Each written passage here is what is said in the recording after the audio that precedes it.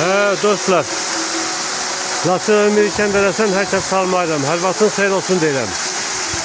Mənim bu ikinci şəhərləri çəkirəm. Bu şəhərlər biraz aşağı Kərimlərin bağı deyirik. Rəhmətli Kərimlərin bağına yaxın şəhərlərdir. Bu şəhərlərin də öz xüsusi belə görünüşü var. Möhtəşəm görünüşü var. Həm də sərinliyi biraz daha çoxdur. Ona görə ki, bura gün düşən yer deyil. O qədər də gün düşmür. İndi elə təsir bağışlayış adama elə bir ki, qış havasıdır. O qədər soyuqdur. Bu şəlalələrin də bax belə gözəl görünüşü var. Bax çəkirəm yaxından, sizə baxın.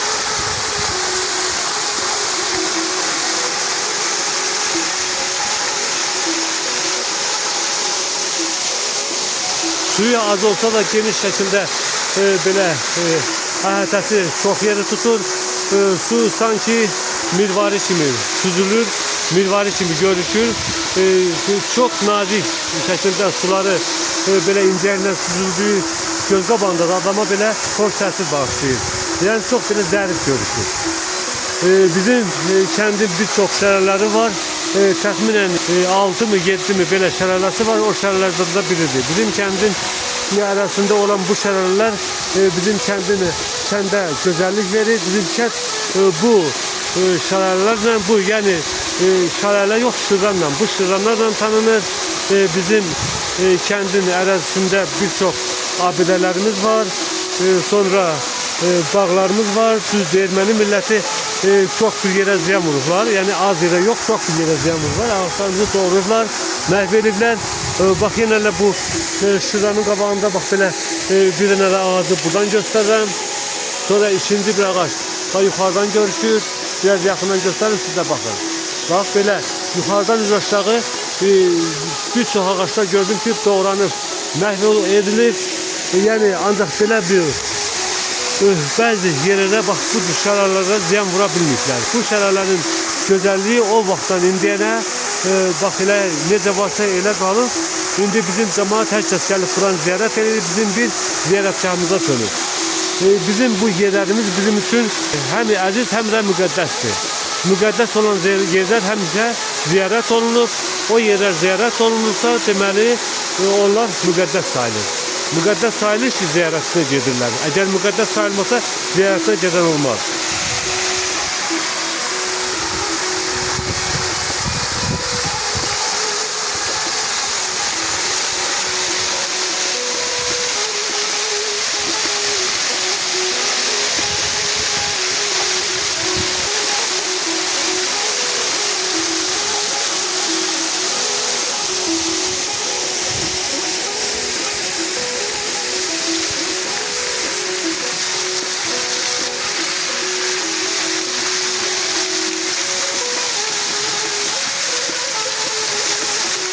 Ben yine biraz əlavə eləmək istəyirəm ki, bu şəlalələrin mən balaca olduğu üçün o qədər də yaxına gəlmədim. Yəni məlumatım olmadığı üçün yaxından söz çəkib göstərmədim. Ancaq bu biri üst, bu balaca olsa da, az olsa da, bu tərəf o bir tərəfdə həqiqətən də çox gözəl görüşür. Həm də suyu o qədər burada belə min illərlə bu suyun gəlişi olduğu üçün burada bax belə mamur bağlayır. Bütün daş qaya görsəm ancaq mamurun içi iləndir. Həm də şəlalələrin su o qədər böyüdüyünə şəlalə özünə buradan yer eləyir, həm də dərinlikdə görüşür. İndi həm də biraz da yenə əlavə olaraq bir dənə şey göstərim. Şəlalələrin hər iki şəlalələrin ortasına bax belə maraqlı belə bir dənə zağası var. Elə bir ki, oturub girmək olar orada. Hardasa yağışdan, sudan qorunmaq üçün. Yenə də bir daha deyirəm, bu şəlalə barədə bu qədər.